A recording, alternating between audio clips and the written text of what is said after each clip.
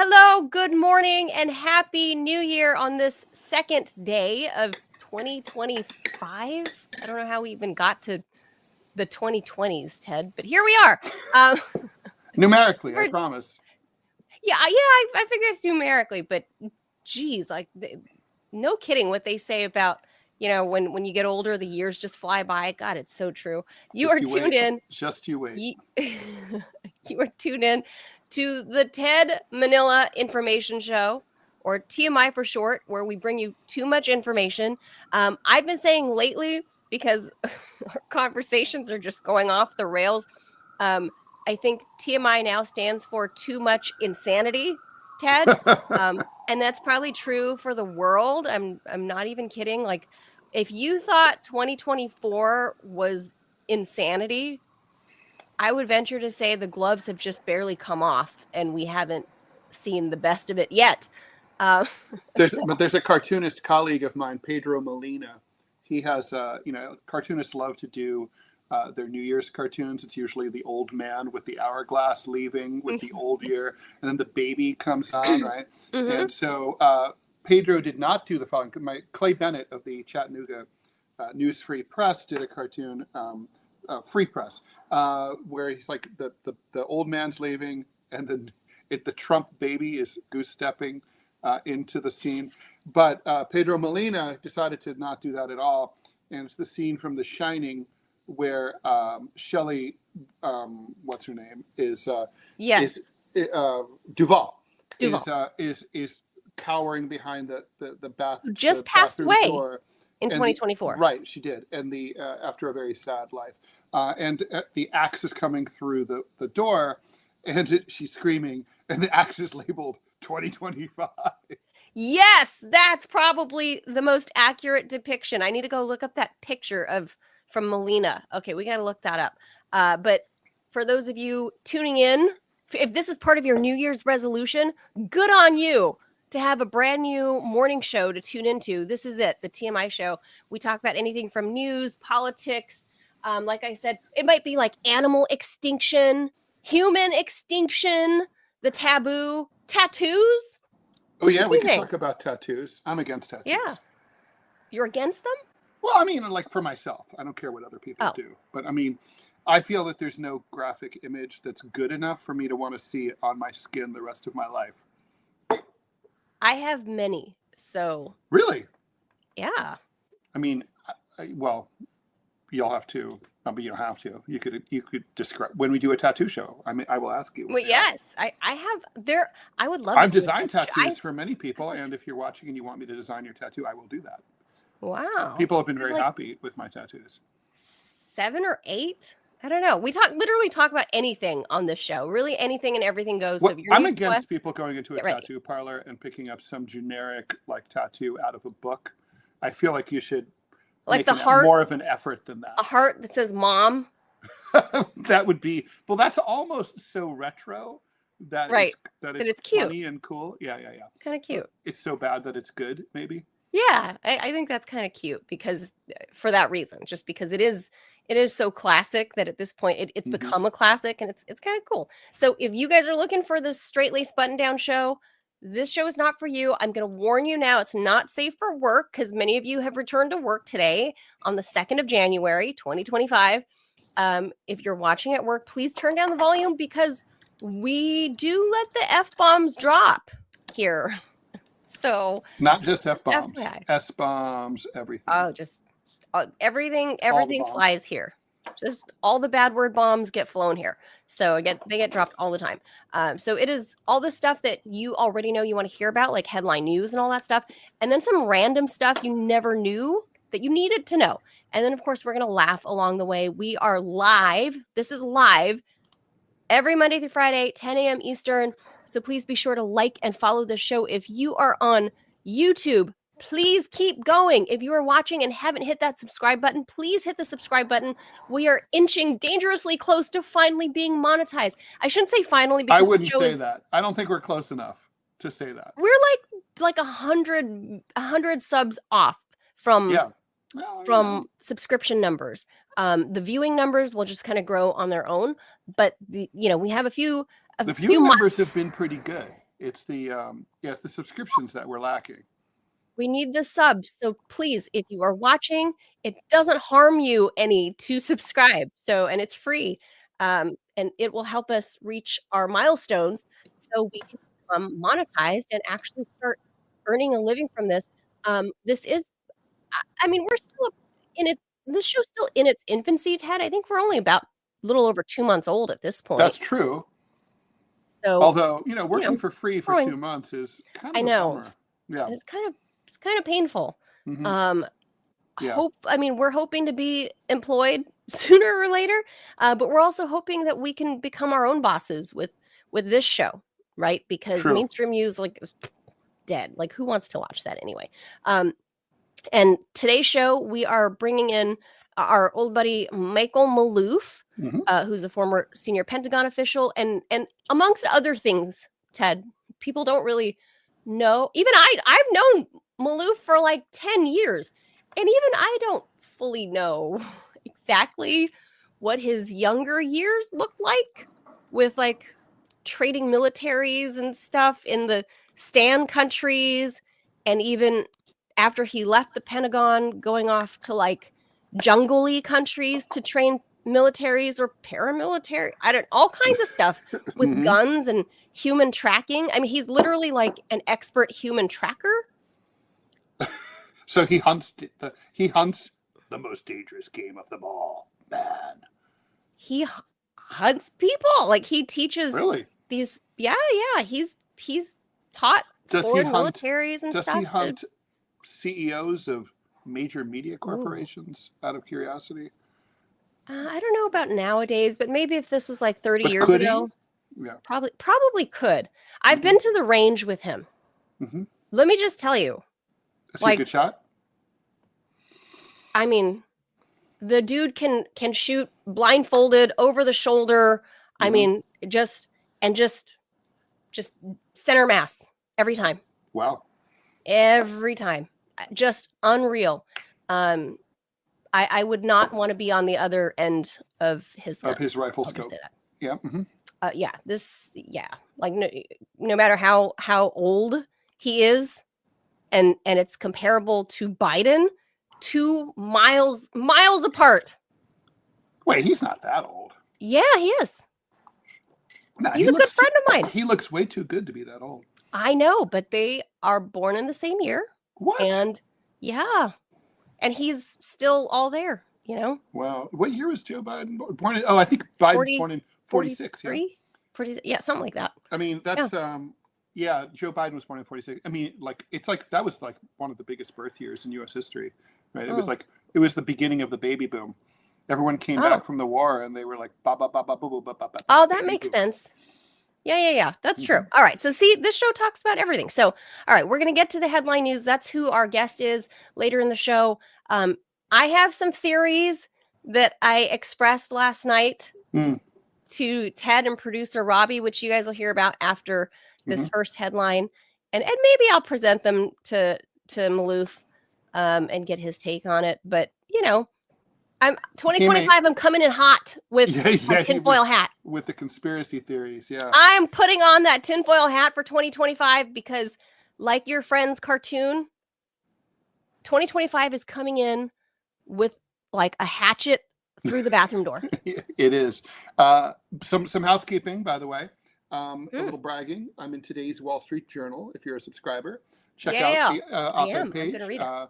It's the subject. It's a paywall thing, so if you don't pay, don't bother to look. But although I think if you connect through Twitter, you can sometimes it'll let you read the story for free if you like find a link to the story, and then that's sort of, it works sometimes. It doesn't work other times. I can't figure that out.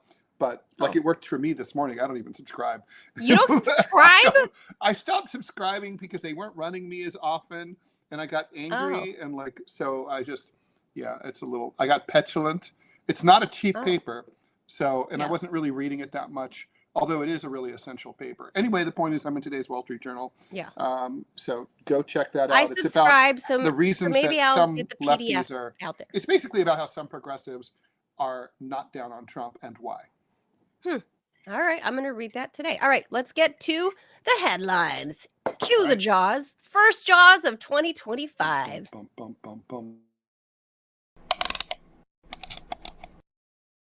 Okay, at least 15 people have been killed and 30 injured after an attacker intentionally drove his pickup truck through a crowd on New Orleans' Bourbon Street during New Year's Eve festivities at 3:30 in the morning on, of course, January 1st, yesterday. Officials are describing the attack as terrorism. The driver was killed in a shootout with the police shortly after getting out of his car. Officials identified the suspect as 42-year-old Samsud Din Jabbar. As of this writing, details are still becoming available, though Jabbar was said to be flying an ISIS flag in the back of the truck during the attack. Subtle. According to reports, Jabbar, a U.S. Army vet and a U.S. citizen from Texas, was said to be outfitted in full military gear.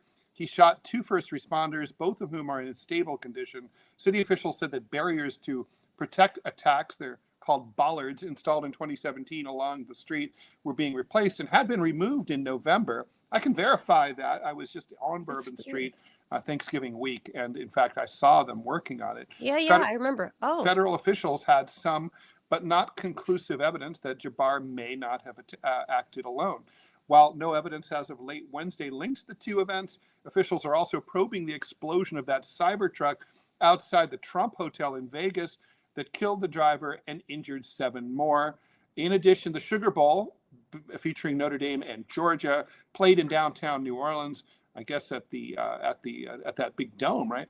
Was postponed following the New Year's Eve attack. The teams will play this afternoon at 4 p.m. Eastern Time instead. There's a lot to break down there, and that will be, of course, our topic with Michael Maloof at the bottom of the hour, so we should probably save some of it for him. But sure. But clearly, this for me, this story really reminded me of the 2009 Fort Hood attack by a also 19. I think it was 2009. I think it's longer. Really? That long ago? I think it's been that long. And it was a guy who was a sergeant. He was self-radicalized. He was angry about the U.S. occupation of Afghanistan, and he was also Muslim, but self-radicalized U.S. military guy who went in and shot up his own army base. And Wow.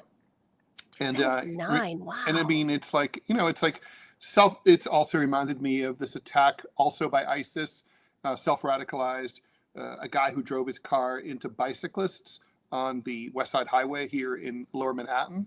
And that happened a few years ago. There's been a number of these kinds of self-radicalized attacks. Garland, Texas, there was an ISIS attack on a right-wing cartoonist contest gathering yes. all things. And two ISIS guys showed up in full AR-15 Charlie Hebdo mode, ready to kill as many people as they could. Weren't they looking for Ann Coulter? I don't know about that. They were definitely looking for like right-wing. Well, they were looking for anti-Muslim cartoonists. I had heard they were looking for Ann Coulter because she was like the keynote speaker there or something. Could be. She's skinny, so she would have been hard to hit. But but they were, yeah. So that was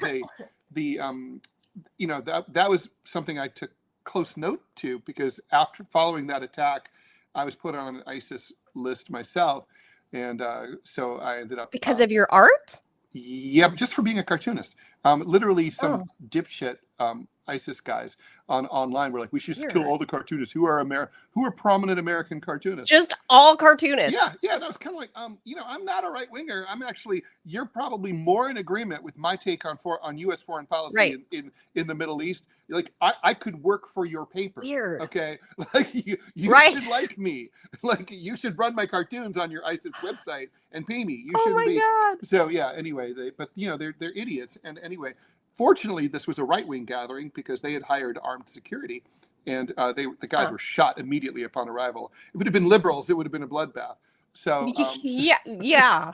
So anyway. So there's that. So yeah. I have a different. It's not even a take. It's not that I'm not married to my thoughts or opinions, but here it's just, I'll say it's my read thus far, right? It's just a read of things thus far because, I've been a reporter for the better part of 20 years. I have covered one too many cases of of these, people that have been self-radicalized, and then later you find out, or any all kinds of stories where people have done horrible things and the FBI busts them or gets them or whatever. They always get their man. And you always find out later, like 2, 3, 5, 10 years later, that it was the FBI all along who either radicalized these people or honeypotted these people, or, would otherwise get these people. They wouldn't do these things without an FBI informant or somebody cajoling them to do these terrible things. I mean, this was definitely not the first time. I mean, you look at, like, as recently as the Gretchen Whitmer supposed attempted kidnapping, and you find out the dude is kind of mentally deficient, right? I think he had like a very, very low IQ that would otherwise qualify him for like a disability, right? Or a spot in the U.S. or in a spot in the presidential cabinet. Possibly. It's a flip of a coin. But this man that was supposedly the main kidnapper of Gretchen Whitmer was, he was mentally deficient, right? And you talk about all these different cases of that where the FBI, you find out later the FBI is involved. And I get it that this guy, who appears to be a Black Muslim American, so this is not a case of immigrants, first generation, second. He appears to be a Black Muslim. Think Kareem Abdul-Jabbar or Louis Farrakhan or whatever. He's a Black American, African American Muslim, Malcolm born X. and raised. Yes, born and raised in Texas. Apparently, he's twice divorced. And they were both messy and horrible to him, apparently, the ex-wives. And supposedly the last one in 2022 made him just snap. And he was, I guess, tens and tens of thousands of dollars in debt from legal fees, and his business was going, to hell and all of this stuff. But because of that precisely goes to my tinfoil hat theory of who radicalized him. This to me makes him a prime candidate, somebody that's in a weak point in their lives, that's emotionally vulnerable. Apparently he had been, to your point, apparently the federal authorities had been monitoring him, and they did believe that he might be up to something, and they were watching him. I guess you could say they weren't watching him closely enough. No, that's my point, is they were, maybe they had something to do with it. I don't know. It's true that it would not be the first time. And what are the chances that he drove from Houston, where he lived, down to Bourbon Street? Bourbon and Canal is where it happened. And he happened to know that this is where the barriers are being worked on. Well, he may not have known that at all. It might have just been like luck. Maybe it was dumb luck, but I have a lot of suspicion around what's happening here. So I'm not going to be quick to on my trigger finger. You don't have to be on Bourbon Street. There's lots of places. I was just there. There's lots of places in the French Quarter that are always full of people, and you could do this anywhere. It's easy, as you and I texted yesterday. It's really hard to stop people from using cars as a weapon. It has happened before. It will happen again. Especially these giant like he had a Ford F-150 electric rental. Rental. That's apparently tied. Well, I don't know if from the same app as the rented Cybertruck that blew up in Vegas. By the way, just a side point. I'm not so convinced that batteries just blow up. Batteries are bad. My father's aeronautical engineer, and he used to always. But that's not what caused the blow up. He was against batteries. Well, we don't know what caused the blow. We don't know. No, yes, we do. What was it? The guy had like these giant Chinese firework mortars in the back. Yeah. And all kinds of gas cans in the back. So it looks intelligent. And oils. It was intelligent. He blew himself up. He was in the driver's seat. He died. He's the guy that died. And that guy was also an early 40-something U.S. Army veteran, white dude. I don't remember his name. I think it was something like Linville or something similar. I think he's a white dude. I don't know. but the name sounded very Americana to me. I didn't take note because it just kind of flashed on the screen. They finally unveiled what his name was, but it was very Americana. So right now it's speculation that it could be coincidence that it was the same app. Matthew Livelsberger sounds German to me. Livelsberger, but American German. Then okay, I heard Linville or something. Okay, so it's he sounds white-ish. Yeah. And he's around the same age as the New Orleans guy. So the same app. So, so he was also a U.S. Army veteran. Yeah. I mean, you could see why there's a possibility of linkage. There's a possibility, but there's nothing conclusive at this point. I just think a lot of this sounds really fishy because people are trying to link this. Obviously, that's going to be a message to Elon Musk and a message to Donald Trump. Like, you're showing up in a cyber truck to do jihad in front of the Trump Tower in Las Vegas. Well, that's also, I mean, important point here is that I have this theory that when you die, you spend eternity dressed exactly the way you were when you died. And you look that way, but not like when you were blown up. You're like just before you were blown up. And I just wonder, in eternity, does this mean he has to drive that cyber truck? That like in the afterlife, that everyone's going to be like, yo, ugly. Like, UT, ugly truck. Ugly truck. Yeah. What's Ted and I really think the cyber truck is really ugly. Well, that's not an original thought.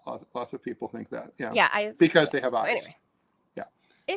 What? What do you mean it has eyes? They have eyes. In other words, people think it's ugly because they have eyes. Everybody who can see.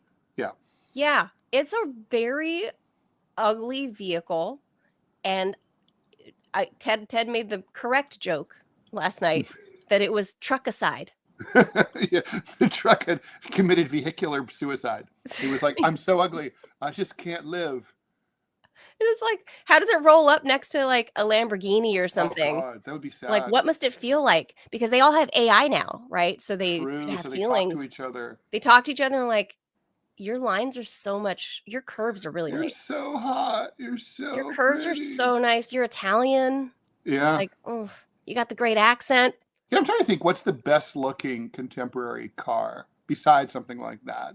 I mean, it might be something like a Maserati, maybe. But we're still talking Italian sports cars. True. Yeah. A Cybertruck is just, it's not cute. Yeah. Not cute. All right. Well, let's move on. There is much else to discuss. Yes. All right. Here we go. Shock and dismay prevailed in Montenegro after a gunman fatally shot 12 people, including 2 kids in a western town, before offing himself. At least 4 others were wounded in the shooting rampage in Cetinja that followed a bar brawl. This was the second such incident in the town over the last 3 years. The shooter's been identified as 45-year-old Ako Martinovic. He killed the owner of the bar owner's kids, and his own family members. The attacker, who ran away after the rampage, was then later located, trapped, and surrounded by the cops. He died after shooting himself in the head. That, according to Interior Minister Danilo Saranovic. Residents of Cetinje were stunned and grief-stricken, obviously. Ovich, by the way. Yeah, it says. I hate these are words these are names that are hard for me to pronounce. When you see the C with the thing, it's always an itch. Yeah, all right. So Vanya Popovic, whose relatives are among the victims, said that we are all in shock. Officials said that the bar was at the brawl all day long with other guests. When the brawl broke out, he went home, brought back his gun, opened fire at about 5:30 in the afternoon. Prosecutor Adriana Nastic said that the attacker went to 6 locations during the shooting rampage, including the last one where he then blew himself away. 4 men were killed at the bar. The shooter then moved on to another place where he killed 4 more people, then 2 kids at a third site. That's horrible. He went on to kill 2 more people at 2 other locations before committing suicide. Prime Minister Miloško Spajic said that the government may try to impose a total ban on weapons because Red alert. Ask ourselves after this, who should be allowed to have guns in Montenegro, the small nation on the Adriatic Sea, which is a population of 620,000 people, is known for its gun culture, and many people traditionally have weapons. If they're known for it, it was not known by me until just now. Yeah, it wasn't known by me either, but red alert, Ted, like if I don't know their laws, obviously, like Montenegro, I don't know, NATO member, I guess. Yeah, for sure. All I know is Republic. Right. All I know is they're a more recent-ish NATO member, and I guess if they have a Second Amendment type thing in their laws where, they're around 500 million people they have in their country because it's teeny tiny. If all these people have guns, like suddenly now they're like, oh, it's another mass shooting. It's a mass shooting. We got to take guns away. Well, that's what they did in New Zealand, right? That's all. I mean, that's all I'm saying. It's just you hear this. It's a trope at this point where it's like, mass shooting. It's a trope. It's also true that like we have mass shooting. There's a lot of mass shootings. So I mean, it's both a trope and it's also like we have a lot of people shooting up schools and I guess in this case bars and churches. So it's not unreasonable for society to say maybe we don't really need guns. I mean, most people don't have guns in the U.S., for example.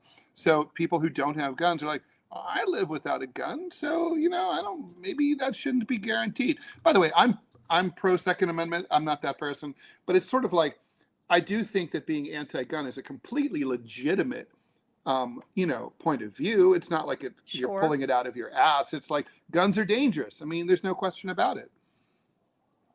Guns are dangerous in the wrong hands. Right. And there's a lot of wrong hands. That's all I'll say. I'm just saying that people who want to get rid of them, they're not crazy. I mean, or fascists. It's like, it's just a tough issue. Well, yeah. It's like and guns were also used. It's like I'm pro-abortion yesterday. rights, but I think people who are like, oh, but you're killing a baby in the womb, they're right. You are. I mean, they're not wrong. It's like that is the actual act. That's science. Yeah. That is what abortion is. Yes. Yeah. All right. All right. Let's move along because I see our guest waiting. Let's do it. But quickly. President Joe Biden is bestowing the second highest civilian medal on Liz Cheney. What the hell? And Benny Thompson, who are leaders of the congressional investigation into the Capitol riot, who Trump said should both be jailed for their roles in the inquiry. Biden will award the Presidential Citizens Medal to 20 people in a ceremony today at the White House, including Americans who fought for marriage equality, a pioneer in treating wounded soldiers, and two of the president's longtime friends, the Senators Ted Kaufman, Democrat of Delaware, and Chris Dodd, Democrat of So they're getting them? Yeah, they're getting them because they're homies? Yeah, because they're homies. President Biden believes these Americans are bonded by their common decency. And Liz Cheney, common decency? She gay-bashed her own sister and commitment to serving others, the White House said in a statement. The country is better because of their dedication and sacrifice.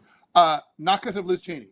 Biden last year honored people who were involved in defending the Capitol from a mob of angry Trump supporters on J6, or who helped safeguard the will of American voters during the election when Trump tried and failed to overturn the election results. Cheney, former Wyoming Congresswoman, and Thompson, a Mississippi Democrat, led the House committee that investigated the insurrection. The report of that committee said that Trump criminally engaged in a multi-part conspiracy, blah, blah, blah. We know all this. Cheney later said that she would vote for Kamala in the 2024 race and campaigned with her, raising Trump's ire, and I would say the ire of millions of Democrats as well. Yes. Biden has been considering whether to offer preemptive pardons to Cheney and others Trump has targeted. Cheney should probably needs a pardon more for tanking, personally, single-handedly destroying Kamala Harris's candidacy. Literally, by itself, it cost her the White House. But 19 million people who voted for Biden in 2020 did not vote for her in 2024. She lost by 2 million votes. Are you going to tell me that 2 million or more out of those 19 million people weren't people who were like, Liz Cheney? Blah. No. Yeah, like, what the hell? Like, what is a preemptive pardon?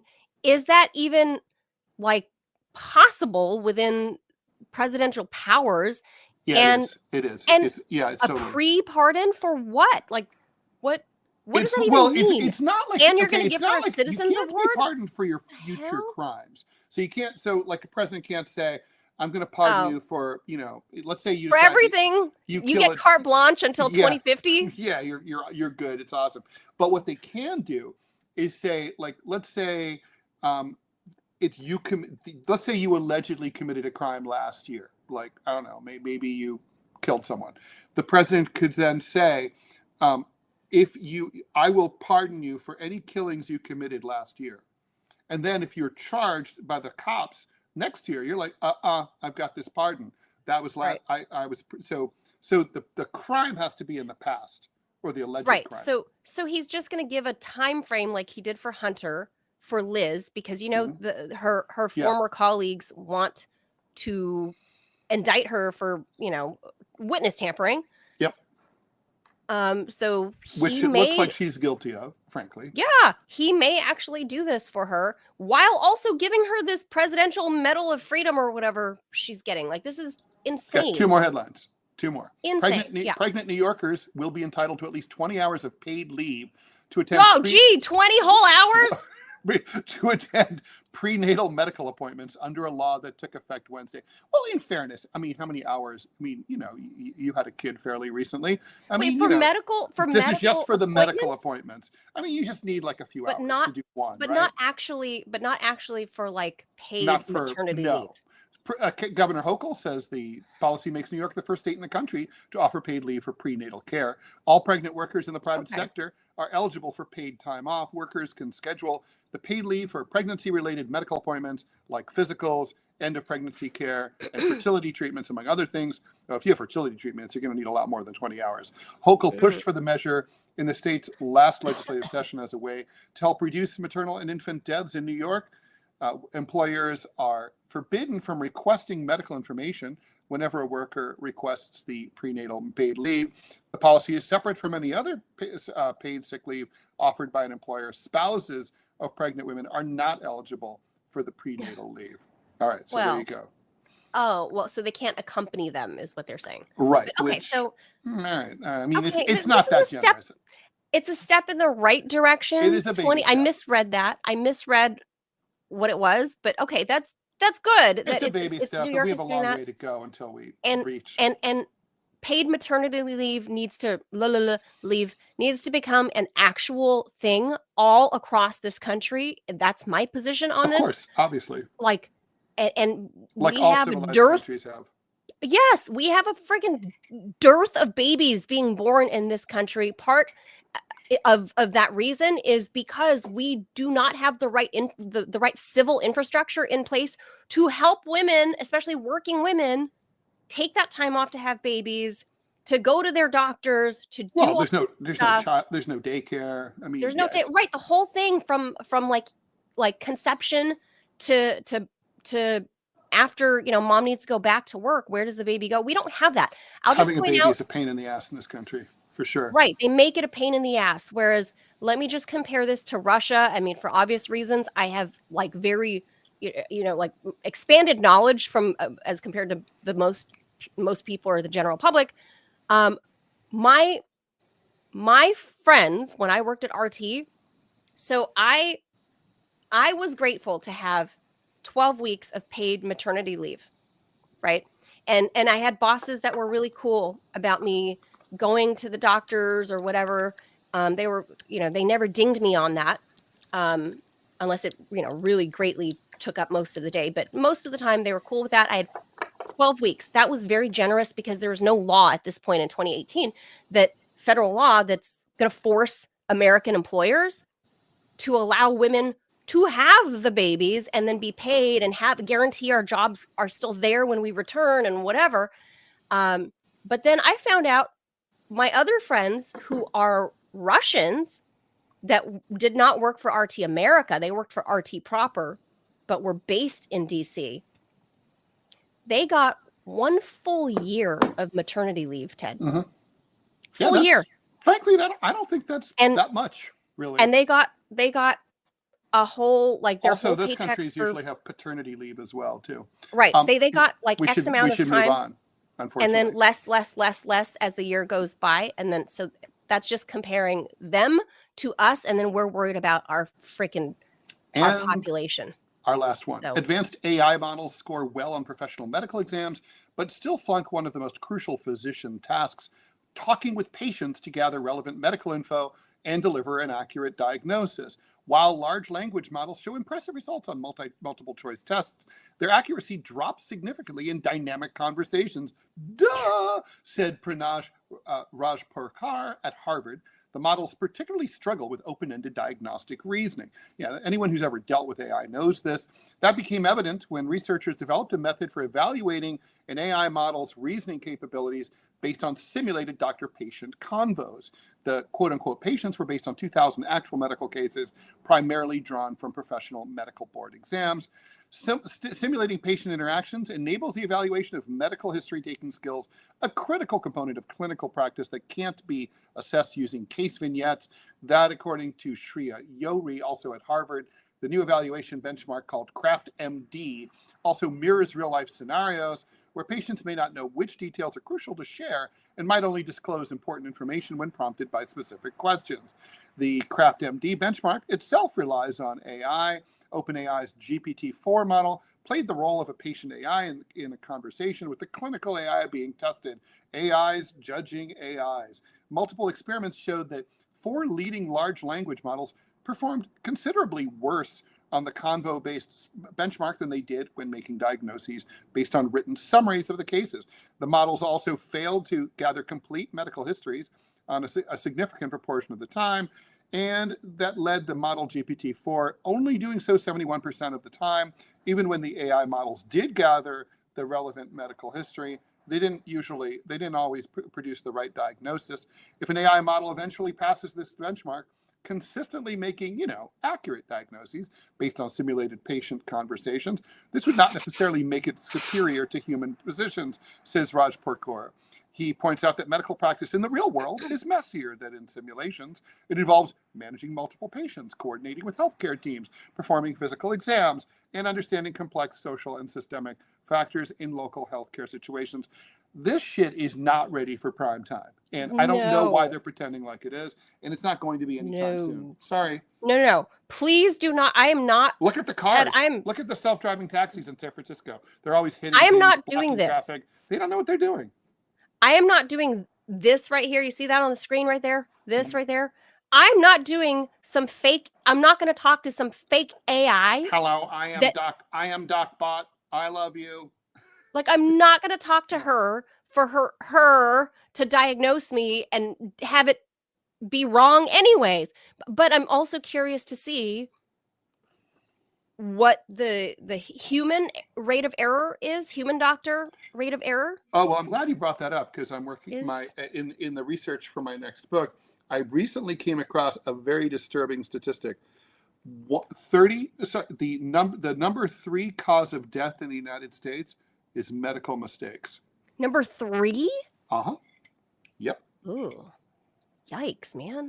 So, so doctors do fuck up a lot. Of course. It's sort of like regular, the self-driving car. But are they worse than regular drivers AI? Fuck up, and they do. But it's like, yeah. But I mean, I gotta say, I just think the AI is it's not ready. It's like, it doesn't have enough. It doesn't have enough variables programmed into it in order to be able to be reliable. From conversation is what this study so far. Well, let's just say you had an AI plane, right? Could AI have done the miracle on the Hudson better than Sully? I don't think so. Oh, I don't think so. No. I mean, that was specific to his experience. He had flown out of LaGuardia a bunch of times. He had observed that there were a lot of birds. He had given a lot of thought to what he would do if there was a bird strike, and he'd gamed it out in his mind that he would land on the Hudson River. Man. So it was, and he understands like the curve of the belly of the plane and like what he could do. He knows the Hudson River, right? Like he knows where the bridges lives are. There. Yeah, he knows where the bridges are. I mean, the AI wouldn't necessarily know all that. Right. So there you go. We're not ready. We're miles away from having AI, Dr. AI. So like, please God, It'll happen no. someday, and at someday it'll probably be really good. But it's just not. We're not there. Not now. Not now. Not now. Not now. All right. That was the last one. All right. That's the last one. So Jaws. with that, yeah, we are so not ready for yuck. Ugh, crazy. All right. We are gonna switch gears and bring in our guest without further ado. I'm gonna switch gears.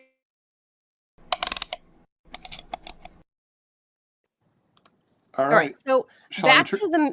Shall I intro him, or do you want to do it? Sure. Back to the first headline. That's what our talk topic is. A driver has, and if you're just joining us, a driver has run down and killed 15 pedestrians on Bourbon Street in New Orleans. Many more have been injured. A man pushes a commuter in front of a New York City subway train here at 18th Street in Manhattan after a migrant sets a homeless woman on fire, killing her on a train in Brooklyn. The FBI is currently saying that crime is down in every category, especially violent crimes, but urban areas feel lawless and out of control.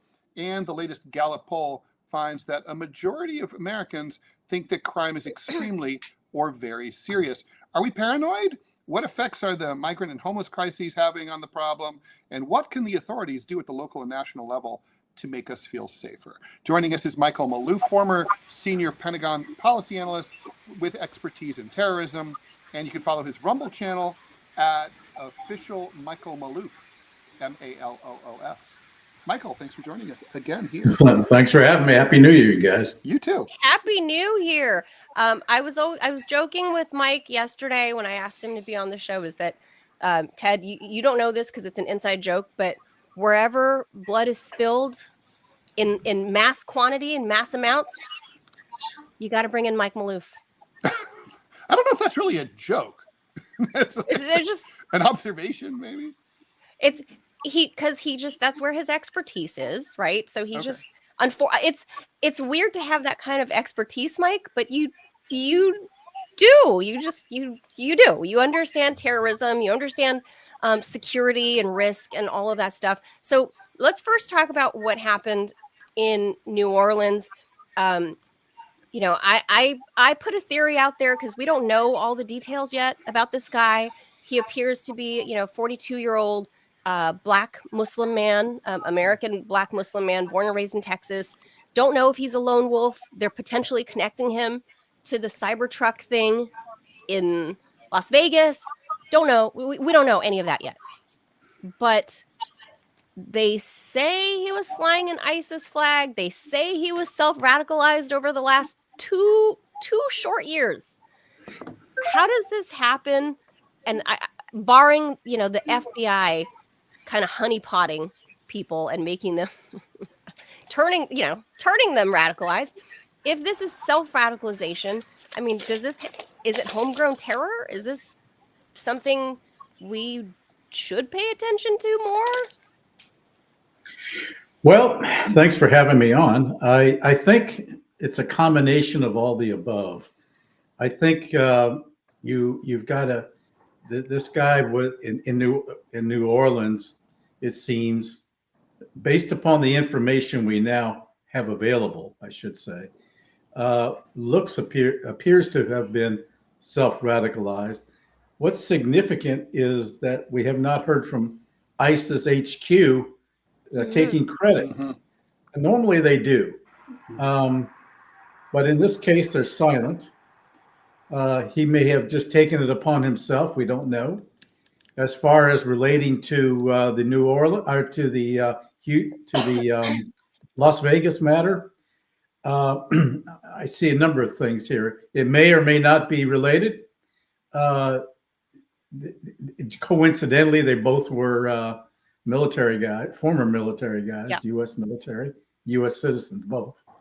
They both appear to have been suicides. And the one in Las Vegas appears to be more politically oriented to send a message to Trump and Musk. Yeah, that's what I thought. Is that necessarily related, even though they both went through the same car rental service? I understand from talking to others who are more familiar with that, that's a very popular car rental service. You can rent exotic cars and at exorbitant prices if you like. I knew nothing about it until I heard about this. That may be just coincidental, or there might be something related to it. We don't have the facts on that either. Yeah. So there's a lot more we need to learn first to understand what's happening. The fact that they all happen on 1 January suggests that people are taking advantage of vulnerabilities that we have. They've seen the laxity of this administration on the border, laxity of police in enforcing crime, and they think they can get away with it. Now, related to the New Orleans is our tapes that they have, or videos of 3-4 people at least setting up IEDs. Is this a cell? Are they just part of a larger group that have been not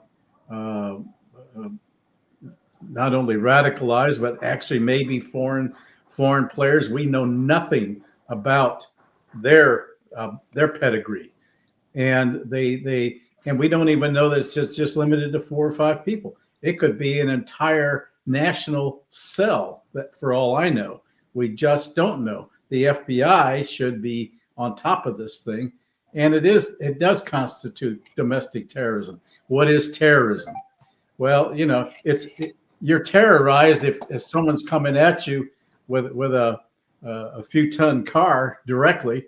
That's a weapon, and that terrorizes you.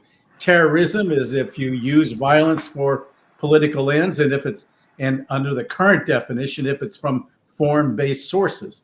Well, terrorism to me has been expanded to be both domestic and foreign in terms of its pedigree. So it looks like that because we don't have the enforcement that we were spoiled during the previous Trump administration, I think they feel they can get away with it. Look, even Christopher Wray, the current FBI director, has warned that he's never seen the warning signs so visible as now.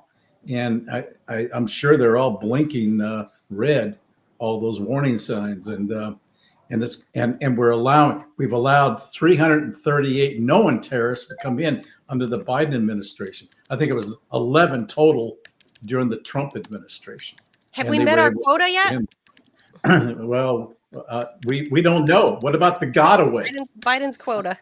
We have gotaways. We have no clue as to how many there were, and it could be in the hundreds of thousands for all we know. So we basically set ourselves up for failure. So I thought we defeated ISIS, Mike. Well, you're always going to have these elements come up. Look at HTS in Syria. It's they're an offshoot of ISIS. They're trying to claim legitimacy by acting somewhat civil, but they can turn on you at any time. I doubt that Jelani, who heads it now, will last all that much longer. If they're because you're going to have these other factions, these other militias within Syria that may have their own notions of what they want. I don't know that they'll be able to set up a centralized government. You have ISIS now resurrecting itself in Afghanistan once again. You have ISIS that is percolating once again in Syria, and the one thing that did not exist in 2014 when ISIS first created the caliphate between Syria and Iraq was that you now have the popular mobilization forces of the Shia in Iraq that could counter any ability by ISIS to resurrect itself to that extent.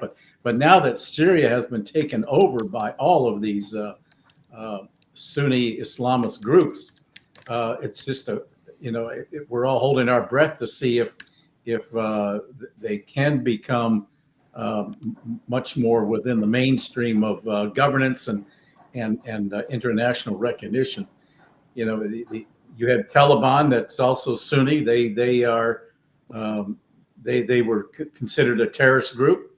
We still formally regard them, but the reality is who governs what? The reality is that they govern Afghanistan today, and even Russia has over time accepted them, even though they're really cracking down on women's rights, minority rights. Minority rights don't even exist in Afghanistan. And the concern is for minority rights in Syria as well. Under Assad, that was a secular government. It was, even though he had an Alawite or an offshoot of Shiaism as a religion, but he ran a secular government. It's different here. It's different in Syria today. Now, this may be an opportunity by Islamists to, particularly ISIS-like types, to start coming to the fore once again. We just don't know yet. But this guy seems to have, the New Orleans guy seems to have been, what do you call it? Converted, if you will, like a number of others have been in the past. He's not from another country. He's a born American. An American radicalized at home, because so far they haven't seen that he traveled anywhere. His military background does not lend itself to any knowledge or know-how of bomb making or any. He was 82nd Airborne. He was HR. He was in the HR department, IT. Yeah, I mean, that's not. You don't get the kind of IED training that you would if you were directly involved in that. So I think we need more information, but I think it has put our services, our in law enforcement and our intelligence services on notice that the reality is that terrorism is not over. We basically ushered it to the back row of the bus in light of everything else, and we haven't given it the prominence that we wanted. But allowing that border to remain open for 4 years, we just invited this kind of not only radicalization, but also the potential for more domestic attacks. Although, Michael, I mean, isn't that like more theoretical? I mean, these, at least in the context of these two incidents, and particularly the one in New Orleans, as we talked about, this is an American citizen, right? The border policy has nothing to do with this at all. We should have. I mean, this is an American who served in the military. Therefore, we would expect to be less likely to do something like that. Well, I think in one respect, I think it's related because it shows the laxity of policymakers over the last 4 years, and allowed him to go ahead and take advantage of not only being radicalized, but also and affiliating himself with that. But it is allowing now domestic groups to come in. I mean, 4 years ago, we did not have the Venezuelan criminal gangs in here. DEA says the cartels have settled in 13 U.S. states, 5 of which are distribution hubs. Why would we allow that kind of activity, knowing what these cartels can do in terms? I mean, and they're all part. They all work together. Together. Well, I mean, come on. ISIS doesn't have anything to do at all with drug cartels, right? I mean, I disagree. Okay, tell. We have seen in the past terrorist groups out of Latin America associating with the cartels because of their distribution networks, and it could be ISIS. What? I have heard that. But ISIS is they what they do is they send out they're like a virus. It's like a mind virus. They're sending out ideas over the internet primarily, and people, like, for example, the Fort Hood shooter, they get these ideas. They are radicalized. They're angry about what the U.S. is doing in places like the Middle East to their brother and sister Muslims. So they get angry and they're told, you have to go and be a resistance fighter and do something, carry out an attack like last night. And so that's, I mean, I don't know how traditional counterterrorism can take that on. because this is literally, it's the embodiment of Well- that cliche that you can't kill an idea. The only way you can kill an idea is to suck out the inspiration for that idea. Let's say the U.S. were to pull out of the Middle East, for example, then that would probably put an end to you this. can. If we had better monitoring, for example, of this New Orleans guy's social media, as the FBI is supposed to be doing, they would have picked up the signals. Yeah, they of said this. he did. was on their radar. Yeah, he was. I don't know. So, you know, he was a known entity. So why didn't they act? Why didn't they go and question him? Why didn't they put him on notice? We're watching you. Why didn't they do that? That's a good question.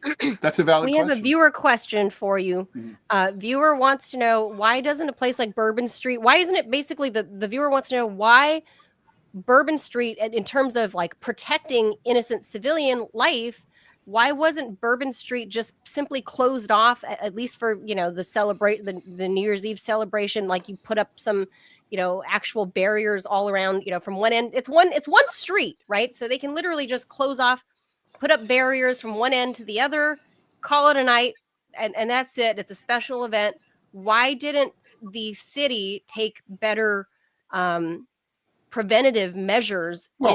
I was just there in Thanksgiving week, and they were working on replacing the Jersey barriers that they had blocking Bourbon Street with bollards that can be pushed up and down like mechanically, like we have them here in the financial district in New York City. Times Square has them, and so you know, they can push them down so that, for example, emergency vehicles can get in, or maintenance vehicles, and then they close them back up. So they were working on them. It's not. But like I mean, they didn't since have them. in lieu of those, why didn't they just put up those concrete barriers like we have on the side of the freeway? Those are Jersey barriers, and they Well, did. it's my understanding. I thought we were talking about the baller. Oh, sorry, yeah. But why It's didn't my they put new ones up understanding there? that New York has had experience in this. I don't find that a valid excuse. They're switching to bollards. New York, they've lined up front to back garbage trucks to block, literally to block. The sidewalk was not blocked in New Orleans, and there was a single police car. Big deal. They just underestimated, and they did not assume the worst case scenarios. Yeah. They became lax in their security. It's very clear to me. Yeah. And I think that now you're going to see more in lieu of in lieu of these bollards and things. You're going to probably see a cascade of heavy duty trucks being lined up, even buses, you know, just a block. And that's a physical barrier. That is a valid physical barrier. He would not have been able to get through. Mike, like now, here, how do you get around that? Drones. Watch out for drones. Oh. Or you can just come in as a pedestrian, right, with weapons and bombs. Well, No, not if you have screening. Right. Watch out for the drones. The weaponized drones are going to be the next factor that we're not prepared for. That's why I'm a little leery of the Sugar Bowl now, because I was just going to ask. Yes. What do you think about the safety measures? I mean, they pushed it off for a day. Is a day enough time for them to ramp up safety precautions because they don't know if the threat is over? No, they don't. And the only way you're going to do that is ensure that there's adequate jamming around the stadium at the time to knock out any signals. Like the Russians use in Ukraine. Well, when I was in Kazan in Russia in October, I had a very difficult time hooking up, like with Jamarl and people like that from Kazan, and because of the jamming, due to the presence of world leaders. There were some 40 world leaders, and there was constant electronic jamming for fear that there would be drone attacks in Kazan. Well, what happened just last month in December? There was a drone attack in where? Kazan. Oh, wow. Yeah. And it would happen just a few weeks after I was there. So that is a possibility. The Ukrainians have that drone capability, even though it was 800 miles away from Ukraine to Kazan. But yet the reality is that is a clear threat. And I'm concerned now in light of what has of what seems, and you got to be concerned about copycats now of that stadium and mass pop and mass casualty, man. This will be well, Matt, where you have mass people coming together like at stadiums and mass events, that a swarm drone attack would be the key. And you know, this, you know, you can put up hundreds of drones to do all of this configuration in the sky. Well, why not arm them? They could be armed. Well, what happened to the drone story from what, 2 weeks ago, Ted? These drones all over New Jersey and the East, like that story's gone. That story's gone though, but the story's gone. Though they're still around. I mean, the thing is, that isn't counterterrorism of this kind pretty much like an impossible task, right? It's whack-a-mole. No. Because, well, let me just finish my thought. So, for example, who would have ever suspected that the Oklahoma City Federal Building would be a major target of attack, or that timber company executives would get package bombs from the Unabomber? I mean, it's just that these are, I mean, we can look at, the big things, the Super Bowl, whatever. But the point is, it's like someone could go after a minor league baseball game. I mean, who knows, right? It's a huge country. There's tons of targets. They're everywhere. We're always reacting. We're not putting our law enforcement authorities and our intelligence people are not putting themselves in the position of the bad guy, in the minds of the bad guy. They're not thinking, what would I do? They're not thinking out of the box, so to speak, in developing what would be the worst case scenario for a potential attack. As someone who's going to try and counter that stuff, that's what you got to do. That's what we used to do in man tracking when we would go up on the borders and train border guards in the Central Asian countries, at least on my watch. And we had to anticipate. Now, if I were a bad guy, what route would I go? Especially if I had lost the tracks or something, but when we were trying to track down terrorists coming into the country. And that's what we would do. And invariably, we hit it almost 90% of the time. You've got to put yourself in their mindset, into their mindset, and not rely solely upon what's happened in the past. Right. Yeah. I mean, so would you put it's a subtle distinction, but it's valid, I think, because it's got to be out of the box, and that's what we need to be doing more of. But our government is not conducive to creative thinking. Well, it probably doesn't hire people who are into creative thinking, or if they are creative, it fires them, right? Yeah. Well, they don't. They want to discourage it, because if you come up with an idea, and when in my job, I always assumed the worst, and invariably it turned out to be true. Right. Well, Mike, so whose failure was this? Was it the city planner, like whoever was, the city, like the officials there? Did they fail the citizens of New Orleans and thereby the rest of the country, making it vulnerable to this sort of attack? Because they all had this same conventional thinking of security, and they were so lax. They didn't they didn't come up with an adequate substitute while during the period of replacement of these bollards for what they were replacing them with, and that was not adequately prepared either, and the guy just went around it. Yeah, we should point out on the sidewalk. When, for example, Bibi Netanyahu comes to DC pretty often, I think we all know that, and he always stays at the Willard. And when he stays at the Willard, because RT America offices were literally steps away from there, I knew whenever a world leader was in town, because they stay there because it's steps away from the White House, and they line up 14th Street and or the surrounding streets of the hotel with snowplows all the way around, and there's heavy police presence, and there's just no way in or out unless you're a solo individual. Even a mom pushing a stroller would have a hard time getting through those Jersey barriers. That's because of the way they stack them.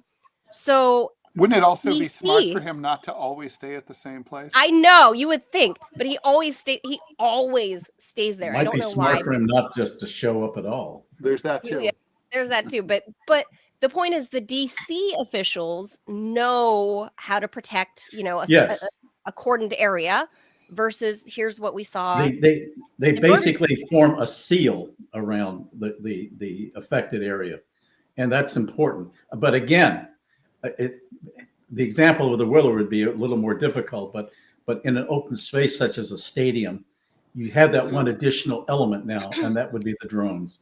And I think that this is going to be the next stage, especially in open area concentrations of a lot of people. And this is something that really needs to be thought through. Especially, Mike, given that at a lot of these football games or baseball games, they like to do those big flyovers, right? The military pays the NFL or whatever to do this sort of military recruiting. You'll get the Blue Angels, flying across the top and dazzle the crowd at halftime. They like aerial shows in the middle, in the middle of these games. But now that you bring this point up about exploding drones and stuff like that, and the technology is becoming so cheap, that becomes a real threat. Do we have any structure in place within, I don't know if it's the FBI or maybe local law enforcement that hosts those stadiums? Are they prepared for that? Do you know if there's, have they talked about it? I don't know for sure. I would hope that they've given it serious thought, because it is with us. I mean, just the example of warfare in Ukraine right now. We see drones, the technology behind a simple drone has revolutionized warfare in that battlefield, and we're seeing it from both the Russian side and the Ukrainian side, and it has really made a difference in terms of that's why the war is still basically going on, because the Ukrainians have come up with drone warfare, and it's been somewhat effective. While we're on that note, Mike, and I know we didn't bring you on to talk about warfare there, but the fact that Ukraine now does have that capability to fly these drones that have great distance to them to fly into Russia proper, why is the media not calling that terrorism? Because they have backed this administration, and they think that they're on God's side. I mean, isn't that terrorism by definition? Of course. I mean, and it's only because it's hitting civilian areas. The area, for example, in Kazan that was just hit by the Ukrainians was nothing more than a civilian apartment building. I know the area, having been there. So, and there was no military target. So, but that's that's not new, right? I mean, like in World War II, obviously, Vietnam, every war, right?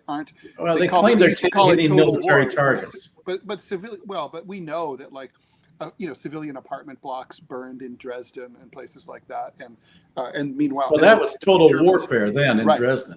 Right. And you had total warfare. Right. So which means the attack on the civilian population as well. Is that new? No, but it goes counter to their argument of what they're doing in terms of being surgical and wanting to extend missiles for longer range. Now, and they do have drones now that are more capable than the ATACMS, and which only go 200 miles. Yeah, it's funny too. Just parenthetically, I just finished reading Philip Short's biography of Vladimir Putin, and he's not a fan of Putin's at all. But he definitely has some really interesting things to say. And maybe my favorite one was toward the end, he's like, if the West keeps saying that this was a land grab by Putin in Ukraine, and he's like, Russia doesn't need land. Russia has lots of land. No. It has all the land and more that it knows what to do with. And I just thought that's so simple and brilliant and true.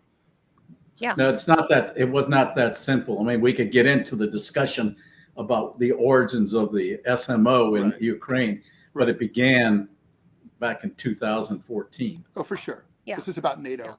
Yeah. So let's bring you guys back stateside about homegrown terror, or and violence in general. Again, I was joking, but kind of not joking. If anybody knows about violence and stuff, it would be Mike Maloof. And Ted was saying in a statistic, in the lead into this, was that supposedly the FBI says violent crime is down in the U.S. as we enter 2025. Are Americans paranoid? I mean, it just seems obviously that it's amplified by media because there's more media, 24/7 media. It's in your pocket. You carry it with you. Carry media with you all day. If you're sitting on the metro, you're looking at media, right? So are we paranoid, or is there... And you might be staring at your media on the metro while you're about to be pushed onto the tracks. Or lit on fire. Yeah. Well, this is the problem. It can happen anywhere, anytime. And one of the things we always used to push was situational awareness. When we would be out looking for counter snipers and what have you, it was always where would I hide if I was going to attack in a certain area? And you got to have situational awareness. Mm-hmm. And people, everyday people, need to develop a muscle memory to start doing that, because these kinds of unscheduled developments can occur anytime, anywhere, to anyone. And you want to be able to look out as far as you can in terms of your safety, doing a 360. I mean, you could do it nonchalantly. You don't have to be paranoid about it, but you can be much more aware of your own situation. But when people are out frolicking, having fun, doing Mardi Gras or anything like that, that's the last thing on their minds. I know when we used to travel, let's say in fact, it happened years ago when I was in Paris. There were demonstrations on the street. We always looked for an escape route. How do you get if I come into a place, where would I go? We always try to avoid demonstrations, but they could occur. And one other time when we went to approaching the subway in Paris, the damn thing blew up. Someone had planted a bomb at the Saint Michel metro in Paris. I don't ride subways. I just don't ride subways. Well, yeah, I agree with that completely, Mike. The phone issue makes everybody like crossing the street vulnerable, like to get hit by cars as you're a pedestrian. Because no one's paying attention. I'm not one of those people. I am constantly like shifty-eyed, looking everywhere, and I look people right in the eye, like, I see you, motherfucker. I see you. And I want them to know. In terms of driving, you want to do defensive driving. I don't see that in people driving around anymore. They're no longer nowadays do a defensive type of driving. They want their in other cars words, trying to anticipate. Them. They need to anticipate what is going to be happening, and you have to ask the question, what if? What if? And we were always doing that. What if something were to happen right now? What would you do? Where would you go? You wanted to keep moving, and where would you move to? Right. You're always asking yourselves these questions. It is a purposeful muscle memory thing that you make part of you ultimately as an individual, to try to avoid what happened down in New Orleans, where you just get mowed down by a car. Why would you be walking in the middle of the damn street? We would always never put ourselves in the position of walking in an open space. You're vulnerable. Yeah. I remember we used to come back from the mountains after a few weeks, me and my team, and we would come into a hotel in Tashkent, for example, that had sustained a direct blast. And you could see the shrapnel up on the 5th floor. And we invariably would enter the hotel. We wouldn't go down in the middle. It was a big, I still remember, it was a huge open space to go to the registration. We would always walk around the edges. We never went down the middle. The same when you're out in the field. You stay not in the open area. You stay along the tree lines. I mean, it's just common sense, and you develop that over time, and then you apply it to your everyday world, back in the civilian world, and it makes a difference. And people might think, well, you're a little paranoid. Well, no, you're not. You're basically doing what's necessary to stay alive. And I'm sure those 15 people wish they had taken a different route on New Year's. I don't like big crowds. It's one of the things. Yeah, I don't either, because you can't escape. And we No, saw but what I'm suggesting is that people need to take more individual responsibility now of situational awareness, more so than they ever have, because of the uncertainty that we live in today. Of the times, get off your phone. Get up. Walking with earphones, you won't hear a car coming at you, especially even if the car loses an EV. Yeah, or let's say a car's not attacking you. Let's just say the car is like just out of control and they're honking, like, that can happen.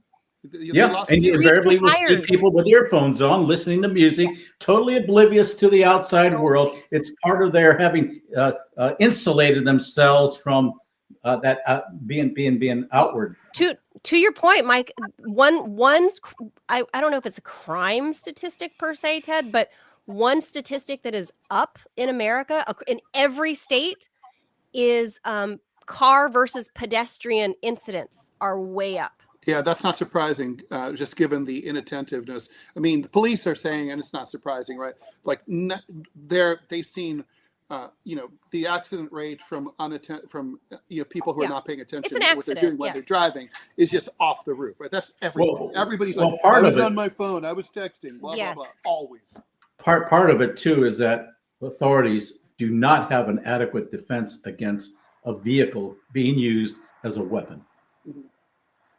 To me, I was listening to your earlier conversation. To me, a gun is a tool, and it's it can be, but you have it there if you need it, right? And if you're trained in it, it becomes second nature to you.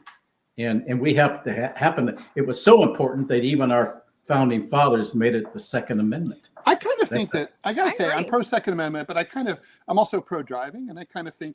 We license drivers. We require that they take driver's ed. I think we should require that, like, say that the NRA safety class, for example, be required for gun owners. Yeah, but driving is a privilege. Driving is a privilege. Owning a firearm is a right. A constitutional right. That's true. Right. But still, through regulations, we now require, if you want to get a license, or even if you want to go on the range, in many cases, the ranges will require, first of all, that if you're signing up for a range, that you know how to use that gun. Invariably, you'll have people who own a gun but don't know how to use it. I've gone to the range a number of times, and it's a liability issue. I've never been asked like anything. It's just go over there. Yeah. Mike is the man to talk to about, all this safety stuff. Like I said, like I hadn't even thought about some of this stuff. Like, I don't like going to these stadiums and stuff anymore. And I don't know if it's because, 20 years of being a reporter and you start getting paranoid and you notice these things that happen, or if this is real, right? Like that America is becoming more violent. We're both becoming, it's two things. We're both becoming bigger mass, like soft targets all the time. We're soft targets 24/7 because everyone's look at their phone or walking around with iPads in front of their whole face, which is crazy. And then we're also, but those iPads and iPhones are making us more short-tempered.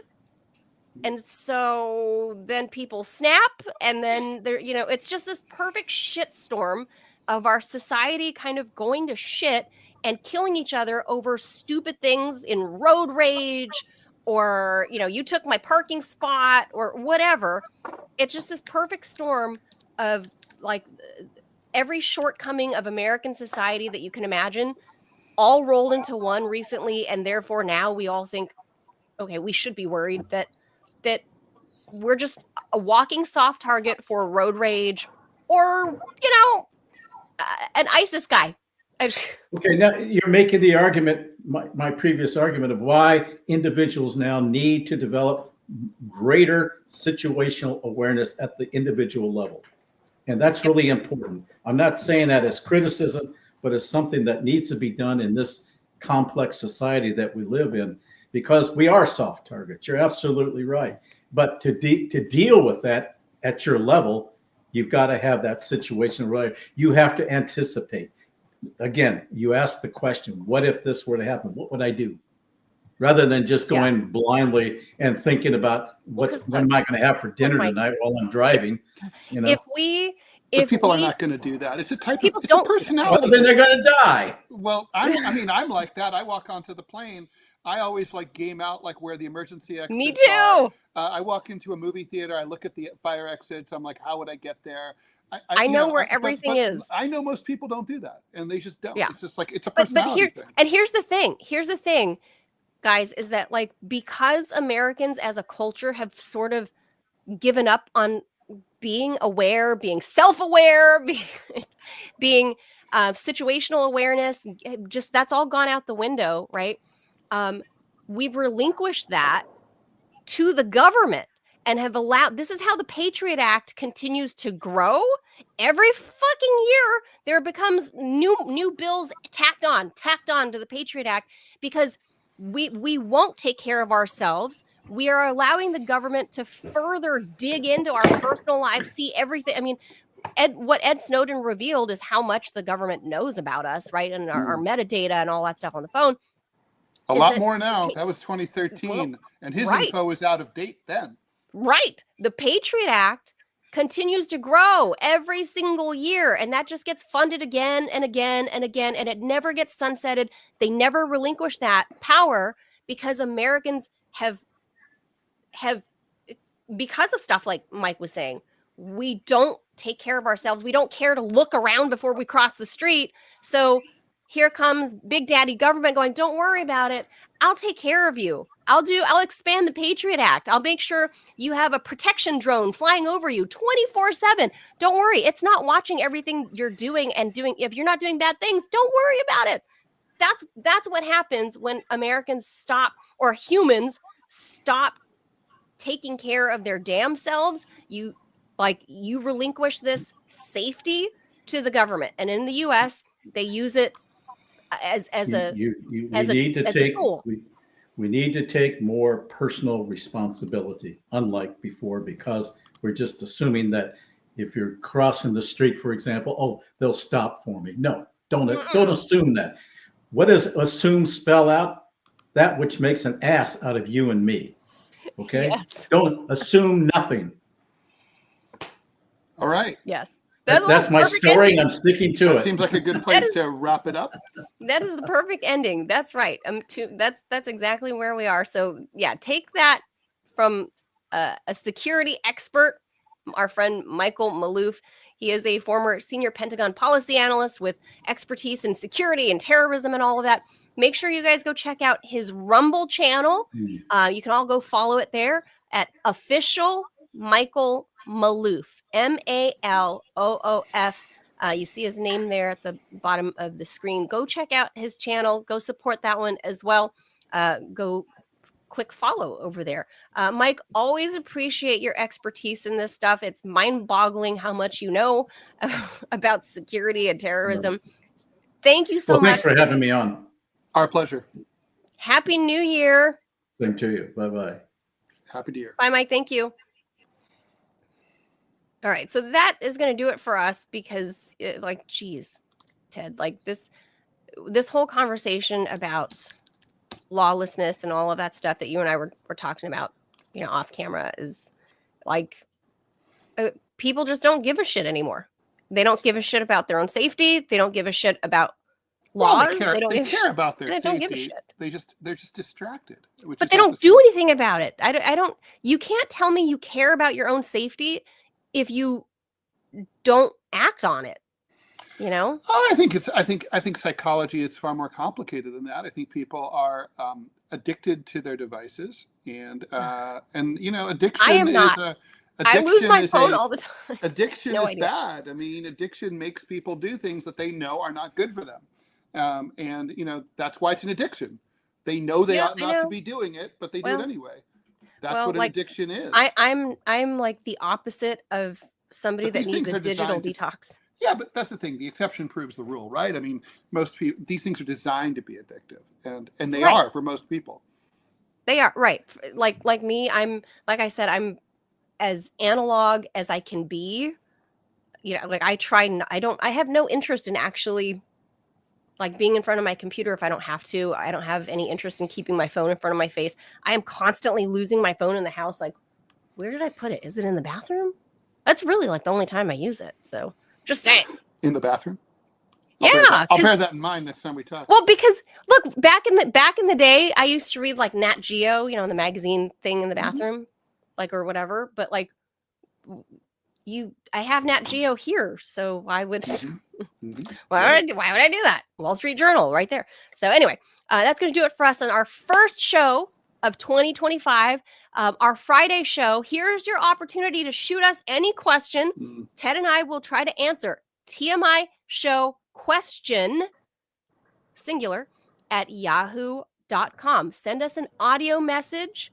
It doesn't need to show your face. You don't even need to tell us your real name. Be like Vintage Lefty. Send us a good audio question, about a minute long, and you will be part of the show. We'll pop it in there, and we will try to the best of our ability to answer it. So there it is, guys. Happy New Year 2025. I'm going to say buckle up. The gloves came off. The hatchet's coming through the door. And get prepared to run buck ass naked out into the snow because that's the only way you're going to survive. 2025. If there's any snow, which there might not be. But anyway. Predictions, Ted, real quick. What's your prediction? That's what I think 2025 is going to to look like. Honestly, I literally don't have a clue. Really? Yeah, I'm just like, it's totally like, I mean, really? Yeah, I don't know. I mean, I can argue this either way. Like, for example, about what Trump's planning to do, how effective he'll be. But I can argue it all over the place. I just don't know. Yeah, I think the hatchet's coming through the door. All right. That's all I'm saying. All right, all right, guys. Thank you so much for tuning in. Happy brand new year 2025. We wish you all the best that the year can offer, all the health. I know I need that. Health, wealth, prosperity for 2025. And I'll do this again on January 29th. I don't know if that's one of the days we're streaming, Ted. You know what J29 is? Nope. Chinese New Year! Lunar New Year! All right. It changes every year, right? It changed, yeah, because it's a lunar calendar. So, yeah, I don't understand ours that. is so much cooler than Gregorian calendar because we actually have like actual like traditions where like there's red envelopes, there's food, there's like what is Gregorian J1? Like what do you do? Nothing. What's with food? You just sit around. Yeah, right. Yeah. So all right, guys. Day. It is a boring day, but it's a day off from work. So that's all. So there you have it. Part of why. All right, guys. Thanks for being here. 10 and I'll be back tomorrow, 10 a.m. Eastern. Adios, amigos. Thanks. Bye. Bye.